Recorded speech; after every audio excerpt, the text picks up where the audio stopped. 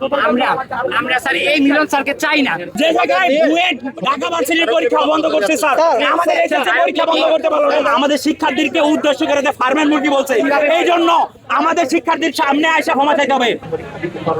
দুর্যোগের কারণে তাদেরকে পরীক্ষা দেওয়ার সুযোগ দেওয়া হবে, ঠিক আছে?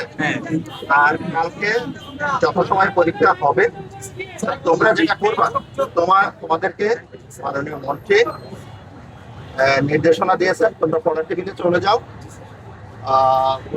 জনভোট দুর্ভোগ তো তোমরা দেখছো, তোমরা নিজেরাও খাওয়া দাওয়া মানে কিন্তু হয়নি। তোমাদের কাছে আমি রিকোয়েস্ট করবো তোমরা পড়ার টেবিলে চলে যাও। স্যার একটা কথা স্যার, বলো। এই যে মন্ত্রী মহোদয় আজকে এই কথা আজকে ব্রিফিং দিল যে উনি কালকে এটা করবে। যারা যারা যারা হচ্ছে যে বিষয়টা শিক্ষার্থী পরীক্ষা দিতে পারে না, যে বিষয়টা শিক্ষার্থী পরীক্ষা তাদের আবার নেবে।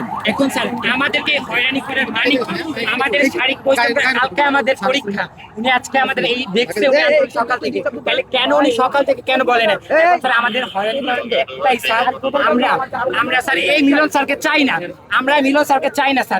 শিক্ষার্থীর একজন উনি স্যার শিক্ষামন্ত্রী সবাই একদম বলতেছে ভাই সম্পূর্ণ যৌক্তিক দাবি স্যার।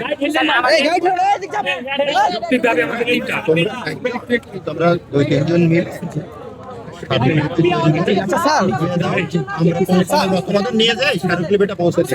স্যার একটা কথা স্যার, আমরা কি স্যার 2 বছর পড়াশোনা করি স্যার, আমাদের সাথে বসতে বলতে হবে স্যার।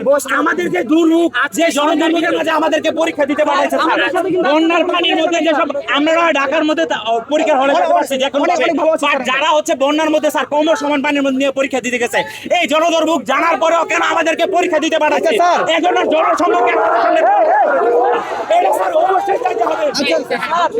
আপনাদের সাথে আমাদের কোনো সমস্যা নেই স্যার, আপনারা স্যার শিক্ষামন্ত্রীর কাছে তোমরা আমাদের সন্তান ওনারা আমাদের বিষয় নিয়ে ভাবতেই আছেন না, ওনারা ভাবতেছেন জি স্যার, চলে যাবো, কালকে পরীক্ষা আমরা চলে যাবো, ওনারা কোনো কিছু স্যার যে জায়গায় বুয়েট ঢাকা ভার্সিটির পরীক্ষা বন্ধ করছে স্যার, আমাদের এসএসসি পরীক্ষা বন্ধ করতে পারলো না।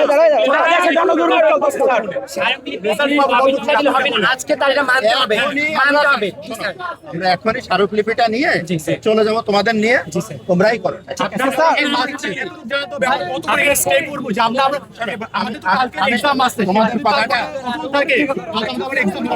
কথাটা আমি এখনই আমার চ্যানেলে মানে সরকারের ঠিক আছে, তোমরা যেটা করবা এখন একটা স্মারকলিপি তৈরি করো। আমরা এটা করবো স্যার, আপনি ইয়া দেন, আমরা কতক্ষণ এখানে স্টে করব, কতক্ষণ করবো কতক্ষণ wait করবো? তোমরা কত আমরা দেন দেখতে পারবো না স্যার, রেজাল্ট পৌঁছাচ্ছিলাম আমার কথা শোনো, আমরা এখানে আমরা পৌঁছে ভাই মেইন কথাটা বলো না ভাই, মেইন কথা বলো।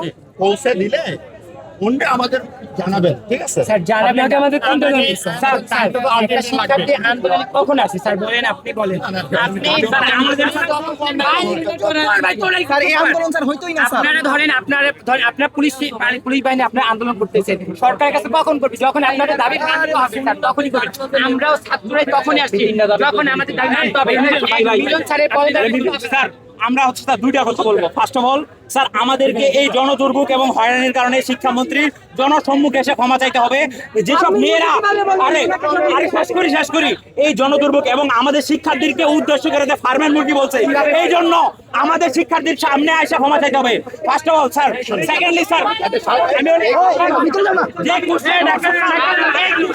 আমি পরীক্ষা হয় না স্যার।